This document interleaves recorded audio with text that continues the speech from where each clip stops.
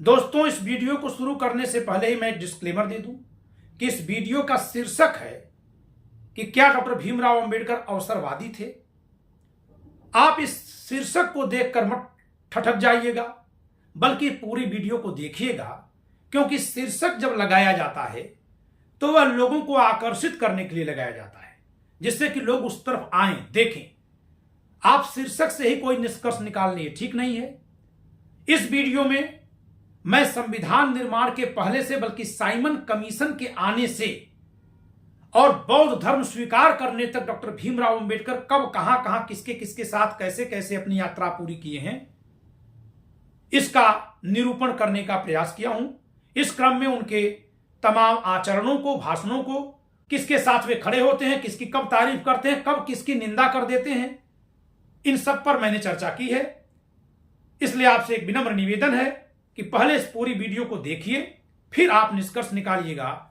इस वीडियो को बनाने का एक ही मकसद है कि संविधान को लेकर जो हमारे समाज में अलग अलग जातियों में अलग अलग भावना आ रही है, उसको हटाया जाए, जिससे कि कम से कम संविधान सभी को अपना सा लगे और सब इस संविधान को अपना और अपने साथ सबका अपना माने। हेलो दोस्तों, आप सभी का the logical Indian YouTube channel में बहुत बहुत स्वागत है। मैं हूं एडवोकेट पंकज कुमार त्रिपाठी, लखनऊ से। दोस्तों, स्क्रीन पर आप जो चित्र देख रहे हैं, इसमें डॉक्टर भीमराव अंबेडकर हैं, तो दूसरी तरफ मोहम्मद अली जिन्ना है। यह चित्र मैं इसलिए लगाया हूं क्योंकि डॉक्टर भीमराव अंबेडकर के मुस्लिम लीग से भी बहुत गहरे संबंध रहे हैं, और ये संबंध इनके उस समय रहे हैं जिस समय यह देश विभाजित हो रहा था। जिस समय मुस्लिम लीग ने संविधान सभा के बहिष्कार की घोषणा की, उस समय डॉक्टर भीमराव अंबेडकर मुस्लिम लीग के कोटे से ही संविधान सभा के सदस्य थे। जिस समय मुस्लिम लीग ने 16 अगस्त 1946 को बंगाल में, कलकत्ता में डायरेक्ट एक्शन की घोषणा करके नरसंहार करवाया, हिंदू मुस्लिम दंगे हुए और मुस्लिम लीग की सरकार ने पूरा समर्थन दिया, जिसमें कई हजार हिंदू मारे गए। उस समय डॉक्टर भीमराव अंबेडकर मुस्लिम लीग के कोटे से ही संविधान सभा के सदस्य चुने जा चुके थे। अभी संविधान सभा की बैठक नहीं हो रही थी, वह बैठक होगी जाकर के दिसंबर 1946 में। जुलाई 1946 में यह मुस्लिम लीग के कोटे से संविधान सभा में चुने गए, और उसके तत्काल बाद मुस्लिम लीग ने 16 अगस्त 1946 को जो डायरेक्ट एक्शन करवाया, बंगाल में मुस्लिम लीग की सरकार थी, उस समय डॉक्टर भीमराव अंबेडकर मुस्लिम लीग के कोटे से ही संविधान सभा के लिए चुने जा चुके थे। बाद में ये कांग्रेस के कोटे से संविधान सभा में आते हैं।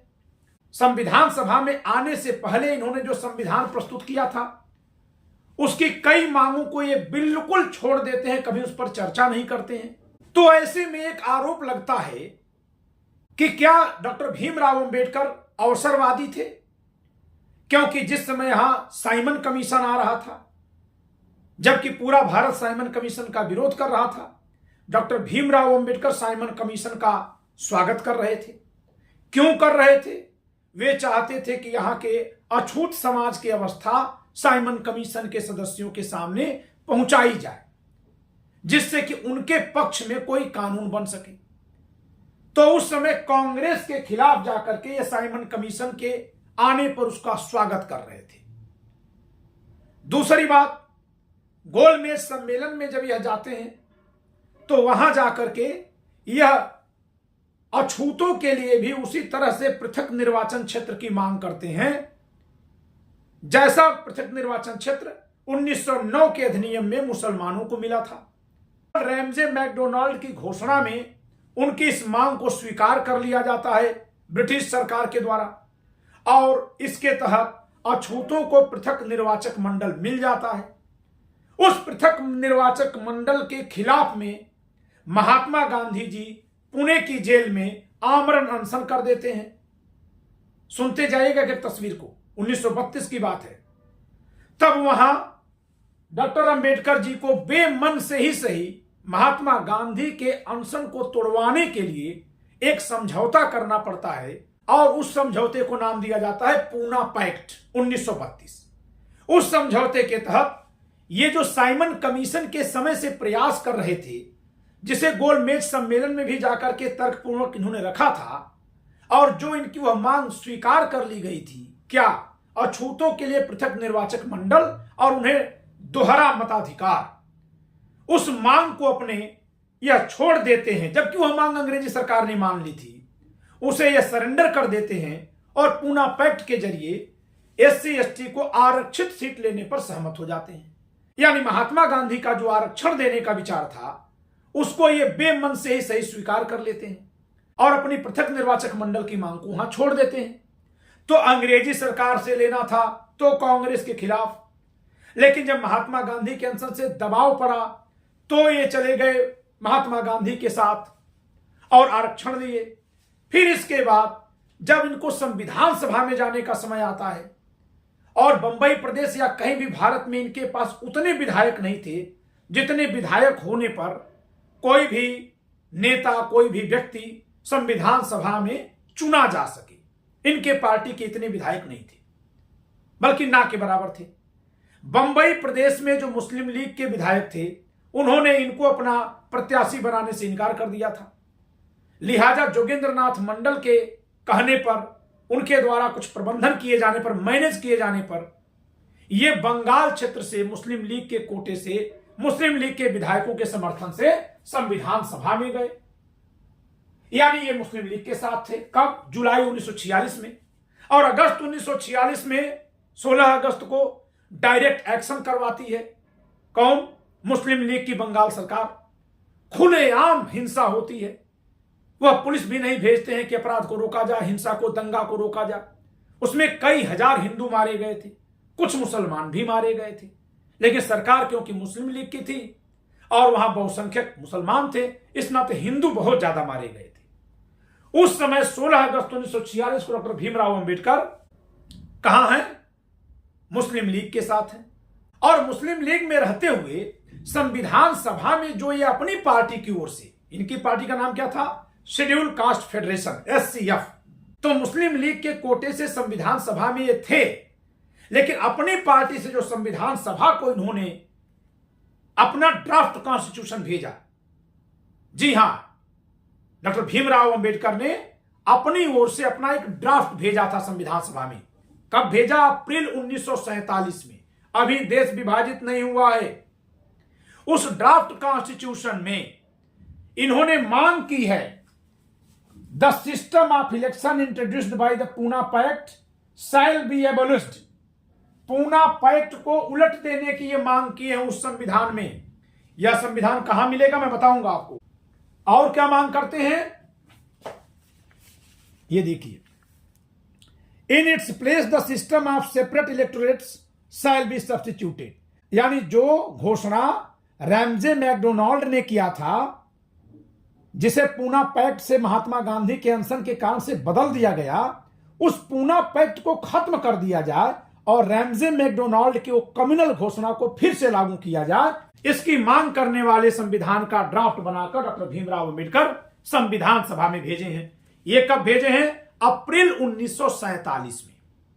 अप्रैल 1947 में मुस्लिम लीग संविधान सभा का बहिष्कार कर रही है, संविधान सभा में गई ही नहीं है। लेकिन देश का विभाजन नहीं हुआ है, तो इस नाते मुस्लिम लीग के ही सदस्य हैं कौन? डॉक्टर भीमराव अंबेडकर, क्योंकि मुस्लिम लीग के कोटे से संविधान सभा में थे। तो भले मुस्लिम लीग संविधान सभा में नहीं शामिल हो रही है, लेकिन डॉक्टर भीमराव अंबेडकर संविधान सभा में शामिल है और शामिल होकर के जो संविधान यह बनवाना चाहते थे, उस संविधान के अनुसार पूना पैक्ट को उलट दिया जाए और रैमजे मैकडोनाल्ड की जो कम्युनल घोषणा की गई थी उसको लागू कर दिया जाए, जिसका पूरा देश विरोध किया था, सिवाय डॉक्टर भीमराव अंबेडकर और मुस्लिम लीग को छोड़ करके, उसको फिर से लाने की मांग करते हैं। तो क्या मुस्लिम लीग के साथ मिलकर के ये संविधान में जब ये मांग रख रहे थे, इस मांग के रखते ही क्या होता भाई? यही रैमजे मैकडोनाल्ड की घोषणा को रोकने के लिए ही तो महात्मा गांधी आमरण अनशन पर बैठ गए थे, पूना पैक्ट करना पड़ गया था। तो उसी घोषणा को यदि संविधान सभा में रखते और मुस्लिम लीग का समर्थन मिल जाता, तब तो हिंदुओं में टूट पड़ जाती, क्योंकि रैमजे मैकडोनाल्ड घोषणा में अछूतों को हिंदू नहीं माना गया था, जी हां, अछूतों को, उनको अलग वर्ग में रखने की बात की गई थी, जबकि महात्मा गांधी और शेष लोग कहते थे कि हम सब लोग हिंदू हैं, जो हमारे में भेदभाव है समय के साथ हम सुधारेंगे, हम ऐसा कानून बनाएंगे कि सब सुधर जाए। तो यहां पर डॉक्टर भीमराव अंबेडकर क्या मुस्लिम लीग के साथ अपने उस रैमजे मैकडोनाल्ड घोषणा को फिर से संविधान के जरिए लागू करवाना चाह रहे थे? और मुस्लिम लीग इन पर इनको रोक क्यों नहीं रही थी? मुस्लिम लीग खुद संविधान सभा का बहिष्कार कर रही थी, लेकिन डॉक्टर अंबेडकर संविधान सभा में जा रहे थे। तो मुस्लिम लीग के कोटे से संविधान सभा में जाने वाले डॉक्टर भीमराव अंबेडकर मुस्लिम लीग की बात नहीं मान रहे थे, या कि जब इस प्रस्ताव के साथ ये जा रहे थे तो दोनों में कोई अंदर खाने तैयारी थी? भाई 1947 के अप्रैल में तो यह नहीं तय हो गया था कि देश विभाजित हो ही जाएगा। यदि यह पहले से ही तय हो जाता तो एक साथ मुस्लिम लीग और कांग्रेस संविधान सभा के गठन के लिए चुनाव में क्यों जाती? वह तो जब संविधान सभा गठित हो जाती है, उसमें 389 मेंबर्स चुन लिए जाते हैं, तब मुस्लिम लीग को समझ में आता है कि कहीं ऐसा न हो जाए कि इसमें एक ही तरह का संविधान, एक संविधान बन जाए, तो हमें थोड़ी सी स्वायत्तता के साथ देश में एक साथ रहना पड़ जाएगा। तब जाकर के इन लोगों ने संविधान सभा के बैठकों के बहिष्कार की घोषणा कर दी। कभी गए ही नहीं। मुस्लिम लीग से केवल एकमात्र संविधान सभा सदस्य जो संविधान सभा में जाते थे वे थे डॉक्टर भीमराव अंबेडकर। लेकिन जिस समय ये मुस्लिम लीग के सहयोग से गए हैं और जो अप्रैल तक, जब तक कि अभी संविधान सभा से मुस्लिम लीग एकदम बाहर नहीं हो गई, यानी देश का विभाजन नहीं हो गया, जब तक कि इनका हिस्सा बंगाल में नहीं चला गया, तब तक जो इनकी मांग थी, उस मांग में तो ये पूना पैक्ट को एबोलिश करने यानी समाप्त करने और पृथक निर्वाचक मंडल के नियम को फिर से स्थापित करने की बात कर रहे थे। यह मैं कहां से दिखा रहा हूं? यह देखिए डॉक्टर भीमराव अंबेडकर का ड्राफ्ट कॉन्स्टिट्यूशन है, जिसकी हेडिंग है states and minorities B R Ambedkar 1947। यह अप्रैल 1947 में संविधान सभा को इन्होंने दिया है, और इसी में मैं आपको दिखा रहा हूं। इसका मेमोरेंडम नंबर है, सीरियल मेमोरेंडम नंबर है 43 right to representation in the legislature. इसी में जो है ये मांग कर रहे हैं, इसी में for the legislative bodies the system of election introduced by the Poona pact shall be abolished, in its place the system of separate electorate shall be substituted. Poona pact को निरस्त किया जाए और सेपरेट इलेक्टोरेट सिस्टम को लागू किया जाए, यानी रैमजे मैकडोनाल्ड वाली घोषणा को लागू करवाने की मांग कर रहे थे। लेकिन जब भारत पाकिस्तान का विभाजन हो जाता है और डॉक्टर भीमराव अंबेडकर का क्षेत्र बांग्लादेश आज का जो है यानी पूर्वी पाकिस्तान में चला जाता है, तब ये कांग्रेस के जरिए संविधान सभा में आना चाहते हैं। और उसी समय जैसा कि सर्वविदित है कि डॉक्टर भीमराव अंबेडकर जी उस समय कांग्रेस के कद्दावर नेता रहे और पंडित जवाहरलाल नेहरू के अंतरिम सरकार में श्रम मंत्री रहे। बाबू जगजीवन राम जी से संपर्क करते हैं और उनसे कहते हैं कि आप महात्मा गांधी से कहिए कि हमें संविधान सभा में आने का कोई प्रबंध करें। यानी महात्मा गांधी के जरिए ये एक उपाय निकालते हैं। महात्मा गांधी, समझिएगा, पूना पैक्ट किसके किसके बीच हुआ था? महात्मा गांधी और डॉक्टर भीमराव अंबेडकर के बीच। सन 1947 के अप्रैल में जो ड्राफ्ट डॉक्टर भीमराव अंबेडकर संविधान सभा में दे रहे हैं, इसमें क्या मांग कर रहे हैं कि पूना पैक्ट को निरस्त कर दिया जाए, यानी गांधी जी की बात को अस्वीकार कर दिया जाए। अब जब ये गांधी जी के ही जरिए संविधान सभा में पहुंचेंगे तो क्या पूना पैक्ट को निरस्त करने की बात संविधान सभा में उठा पाएंगे?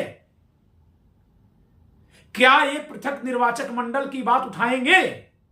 बिल्कुल नहीं उठाएंगे।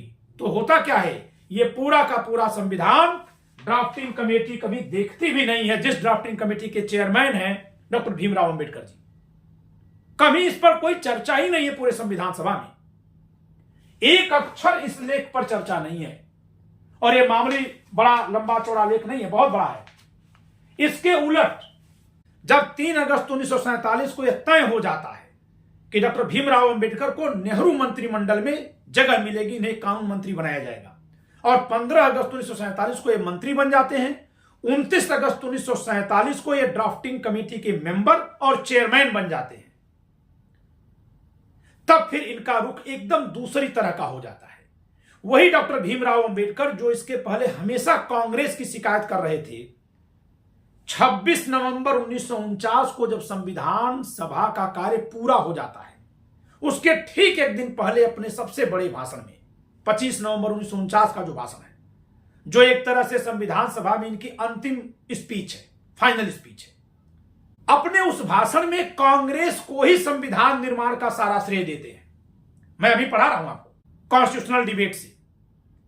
उस कांग्रेस को सारा श्रेय दे देते हैं जिस कांग्रेस को ये अपना शत्रु मानते थे और उसी के खिलाफ गोलमेज सम्मेलन में जाते थे। ध्यान रखिएगा, तो गोलमेज सम्मेलन में जब जाते थे, साइमन कमीशन के सामने जब जाते थे, तो कांग्रेस क्योंकि साइमन कमीशन का विरोध करती थी, कांग्रेस अंग्रेजों के इस देश में रहने का विरोध करती थी, तो ये कांग्रेस के विरोध में थे क्योंकि इनका अपना रास्ता अलग था। पूना पैक्ट में इनको अपने ही उस मांग के खिलाफ जाना पड़ा जो इन्होंने रैमजे मैकडोनाल्ड घोषणा से हासिल की थी।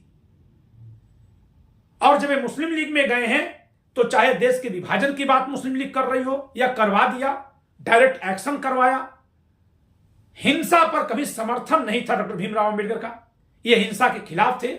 लेकिन इन्होंने कभी अपने इस्तीफा देने याद की धमकी देकर के मुस्लिम लीग का विरोध नहीं किया। मुस्लिम लीग को जो करना है करे, हम उसके समर्थन में नहीं है। न तो उसके कहने पर उन्होंने संविधान सभा का बहिष्कार कर दिया क्योंकि मुस्लिम लीग बहिष्कार कर रही थी, न ही ये मुस्लिम लीग के खिलाफ कहीं कुछ ऐसी ऊंची आवाज में बात किए कि जिससे मुस्लिम लीग को लगे कि उसके विभाजनकारी हरकतों पर डॉक्टर भीमराव अंबेडकर की नजर है और वे खफा हैं। ऐसा कोई स्टेटमेंट या ऐसी कोई कार्रवाई, एक्शन इनकी ओर से नहीं दिखेगा। दूसरी तरफ उसी समय ये संविधान सभा में पूना पैक्ट को निरस्त करने और रैमजे मैकडोनाल्ड की घोषणा को लागू करने की मांग करने वाला अपना संविधान भेजते हैं।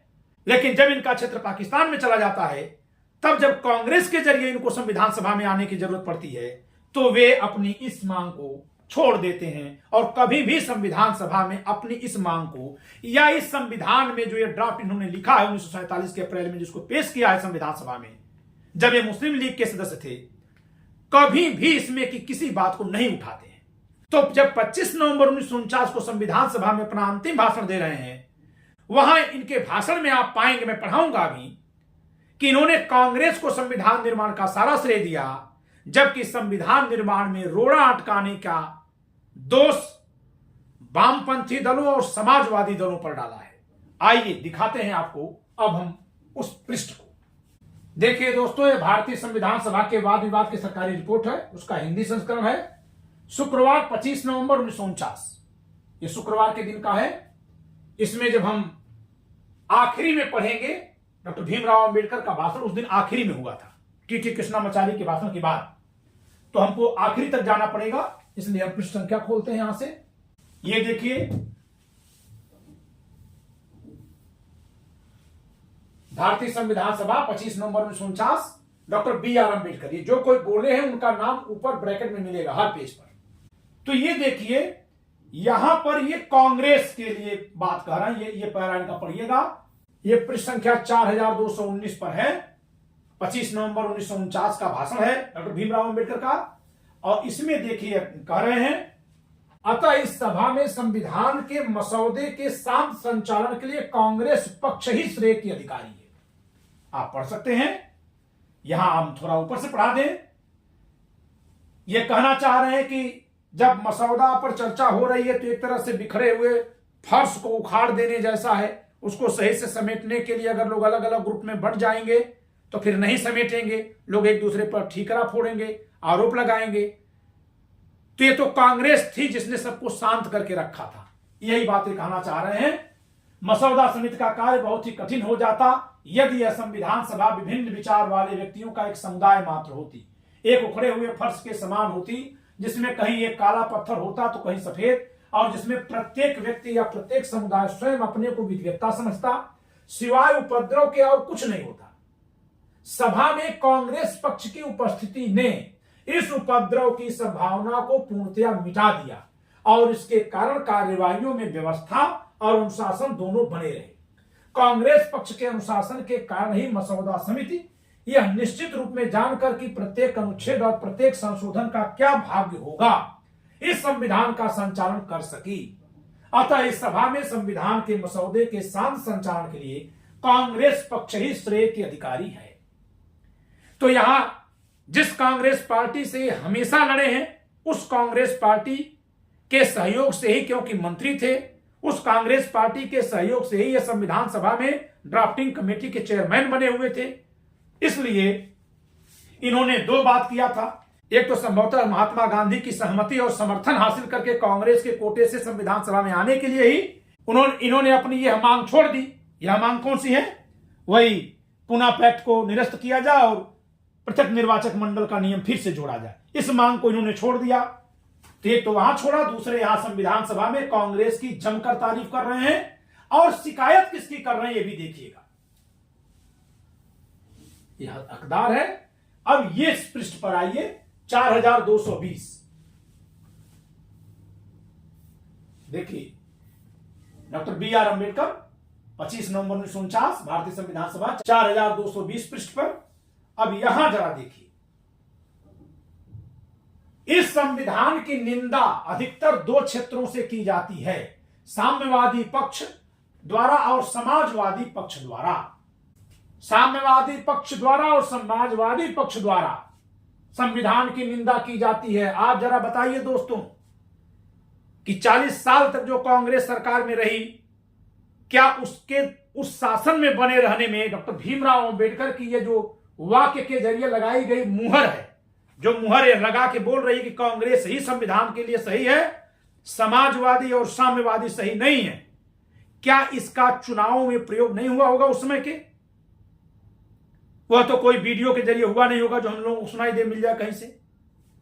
डॉक्टर भीमराव अंबेडकर को सुनिए यहां क्या कह रहे हैं। इस संविधान की निंदा अधिकतर दो क्षेत्रों से की जाती है, साम्यवादी पक्ष यानी वामपंथी दल द्वारा और समाजवादी पक्ष यानी समाजवादी विचार के जो दल थे, तमाम पार्टियां थी, उन दलों द्वारा। वे क्यों इस संविधान की निंदा करते हैं? क्या इसलिए कि यह संविधान वास्तव में खराब है? जरा सोचिए, क्या ये पार्टियां संविधान सभा में संविधान की निंदा करती हैं या कि संविधान में किसी बात पर आलोचना की है, सहमत नहीं हुए हैं? लेकिन डॉक्टर भीमराव अंबेडकर जी क्या कह रहे हैं कि क्या इसलिए कि यह संविधान वास्तव में खराब है? मैं यह कहने का साहस करता हूं कि नहीं है। साम्यवादी पक्ष श्रमिकों की तानाशाही के सिद्धांत पर आधारित संविधान चाहते हैं। वे संविधान की इस कारण निंदा करते हैं कि यह संसदीय लोकतंत्र पर आधारित है। समाजवादी दो बातें चाहते हैं। पहली बात जो वे चाहते हैं वह यह है कि यदि उनके हाथ में शक्ति आ जाएगी तो बिना प्रतिकर दिए सारी निजी संपत्ति के राष्ट्रीयकरण करने या समाजीकरण करने की स्वतंत्रता संविधान द्वारा उन्हें मिलनी चाहिए। दोस्तों, सच्ची बात यह है कि खेतों और पशुओं तक के राष्ट्रीयकरण की मांग अपने इस संविधान में डॉक्टर भीमराव अंबेडकर किए हुए हैं। मैं आपको इसको अभी ही दिखा सकता हूं कि सारे खेतों और पशुओं तक का राष्ट्रीयकरण हो जाए। ये देखिए, प्रोटेक्शन अगेंस्ट इकोनॉमिक एक्सप्लॉयटेशन, आर्थिक शोषण के खिलाफ संरक्षण। ये देखिए यहां लिखते हैं चौथे में, the agricultural shall be state industry, कृषि जो है राज्य उद्योग होगा। और फिर यहीं एक्वायर करने की बात लिख रहे हैं, that state shall acquire the subsisting rights in such industries, insurance and agricultural land. कि राज्य जो है यानी सरकारें जो हैं वो सारे अधिकार एक्वायर कर लेंगी, जब्त कर लेंगी। किसमें? चाहे वो उद्योगों में हो, चाहे बीमा में हो, चाहे एग्रीकल्चरल जमीनों में हो। Held by private individuals whether as owners, tenants और मॉर्गेजेस। यानी कि चाहे वो प्राइवेट व्यक्ति का हो और चाहे वो किराएदार के रूप में हो, चाहे वो बंधकदार के रूप में हो। यानी जो हम लोगों के खेत हैं उस समय जिसके जिसके खेत रहे होंगे, तो चाहे किसी का खेत है, चाहे किसी ने बंधक गिरवी करवा दिया तो जिसके पास बंधक गिरवी है, चाहे किसी ने बटाईदारी पर दिया तो जो बटाईदारी कर रहा है, सबसे खेत छीन करके राज्य को देने की बात कर रहे थे डॉक्टर भीमराव अंबेडकर अपने अप्रैल 1947 के स्टेट्स एंड माइनॉरिटीज वाले मेमोरेंडम के जरिए। अब ये खुद वही समाजवादी दलों पर आरोप लगा रहे हैं। आज के समाजवादी पार्टी की बात वहां नहीं हो रही है। हां, उन्हीं विचारकों के माध्यम से ये पार्टियां आगे बढ़ी हैं। तो यहां देखिए, कह रहे हैं कि समाजवादी दो बातें चाहते हैं। पहली बात जो वे चाहते हैं वह यह है कि यदि उनके हाथ में शक्ति आ जाएगी तो बिना प्रतिकर दिए सारी निजी संपत्ति के राष्ट्रीयकरण करने या समाजीकरण करने की स्वतंत्रता संविधान द्वारा उन्हें मिलनी चाहिए। दूसरी बात, समाजवादी यह चाहते हैं कि संविधान में वर्णित मूलाधिकार निरपेक्ष तथा बिना किसी परिसीमा के होने चाहिए, जिससे कि यदि उनके पक्ष के हाथ में शक्ति आ जाए तो उन्हें आलोचना करने के लिए ही नहीं वरन राज्य को उलटने तक के लिए भी पूरी पूरी आजादी मिल जाए। आज के भी समाजवादी पार्टी पर यही आरोप लग जाता है, आरजेडी पर यही वाला आरोप लगता है। तो क्या यह आरोप उसी समय से लग रहा है? यह सही आरोप है कि उस समय लगा दिया गया इसलिए आगे बढ़ रहा है? तो डॉक्टर भीमराव अंबेडकर जब तक संविधान सभा में नहीं थे तब तक ये कांग्रेस की खिलाफत कर रहे थे, लेकिन जब संविधान सभा में है, बन जाता है संविधान, तो कांग्रेस की भूरी भूरी प्रशंसा कर रहे हैं। आप कहेंगे कि तो कांग्रेस को इन्होंने माध्यम बनाया। अगर कांग्रेस को माध्यम बनाया तो फिर दूसरे तरह का संविधान लिखा, जबकि मुस्लिम लीग को जब माध्यम बनाए थे तब तो अलग तरह का संविधान लिखवाना चाहते थे। तो क्या मुस्लिम लीग इनके जरिए जो पूना पैक्ट को निरस्त करके और फिर से जय मैकडोनाल्ड की घोषणा को लागू करवाने की मांग करवा रही थी, उसके जरिए क्या हिंदू एकता को दो टुकड़े में खंडित करवाना चाहती थी मुस्लिम लीग? बाद में उसको लगा कि इनकी तो कोई हमें जरूरत ही नहीं है, हम तो ऐसे ही डायरेक्ट एक्शन करके इतना हिंसा इतना रक्तपात पैदा कर दे रहे हैं कि महात्मा गांधी और पंडित जवाहरलाल नेहरू तुरंत इस बात को स्वीकार कर लेंगे कि इनका अलग देश कर दिया जाए। और वही हुआ। फिर उनको डॉक्टर अंबेडकर की जरूरत नहीं रही, तो उन्होंने इनका उपयोग किया, या कि डॉक्टर भीमराव अंबेडकर मुस्लिम लीग का उपयोग कर रहे थे। यह सब बातें अब सामने आनी चाहिए। क्यों? क्योंकि जिस समय देश का विभाजन हो रहा है उस समय यदि उस पर कोई बहुत बड़ा नेता उतनी तत्परता से नहीं बोल रहा है जितनी तत्परता से वो हर समय बोला हो, तो एक तो इस पर भी चर्चा होनी चाहिए। दूसरी बात कि मुस्लिम लीग के साथ होने पर डॉक्टर भीमराव अंबेडकर ने जिस तरह की मांगें की हैं अपने इस संविधान ड्राफ्ट के जरिए, इस मांग को जब कांग्रेस के जरिए वे संविधान सभा में आते हैं, ड्राफ्टिंग कमेटी में आते हैं, उसके चेयरमैन बन जाते हैं, तो फिर इस मांग को उन्होंने पूरी तरह से क्यों छोड़ दिया? कहीं एक शब्द भी इस पूरे दस्तावेज से उन्होंने नहीं लिया, न इसका कहीं जिक्र है। ऐसा बदलाव क्यों हो रहा था? यह सोचने की बात है, क्योंकि यदि उसके बाद भी अगर देखा जाए तो डॉक्टर भीमराव अंबेडकर संविधान सभा में संविधान तो पारित करवा लेते हैं, लेकिन डॉक्टर भीमराव अंबेडकर उसी दौरान हिंदू कोड बिल पास करवाना चाह रहे हैं, नहीं पास होता है, और जब नहीं पास होता तो वहां इस्तीफा दे देते हैं। यानी यदि इनकी बात कहीं बन गई है तब तो वहां है, और नहीं बनी तो इस्तीफा दे दिए, और इस्तीफा देने के बाद ये हिंदू धर्म से भी बाहर निकल जाते हैं। जबकि हिंदू कोड बिल में, मैं आपको इनकी बहस सुनवाऊंगा दोस्तों, कि जब हिंदू कोड बिल में बौद्ध जैन सिख को रखने की बात पर आपत्ति हुई है तो बहुत जबरदस्त तर्क देकर के इन्होंने साबित किया है कि जैन, बौद्ध और सिख हिंदू धर्म की शाखा उनसे तनिक भी अलग नहीं है। लेकिन अगले 5 साल के बाद ही यह बौद्ध धर्म स्वीकार कर लेते हैं, और न केवल हिंदू धर्म को छोड़ते हैं बल्कि हिंदू देवी देवताओं को भी न मानने की अपनी 22 प्रतिज्ञा लिखकर जाते हैं, जो कहीं भी बौद्ध धर्म का हिस्सा नहीं है। ये जिस ब्राह्मण महिला से विवाह करते हैं, 1948 से 1956 तक जिस ब्राह्मण महिला के साथ ये रहते हैं, जो इनके सुख दुख में उस समय है जब संविधान बन रहा है, जब हिंदू कोड बिल पर ये बहस कर रहे होंगे तो उनके घर में सविता अंबेडकर के जरिए इनको विचार मिल रहा होगा, क्योंकि वही भी बहुत बड़ी विद्वान थी, और इनके साथ ही वो धर्म भी बदल लेती हैं।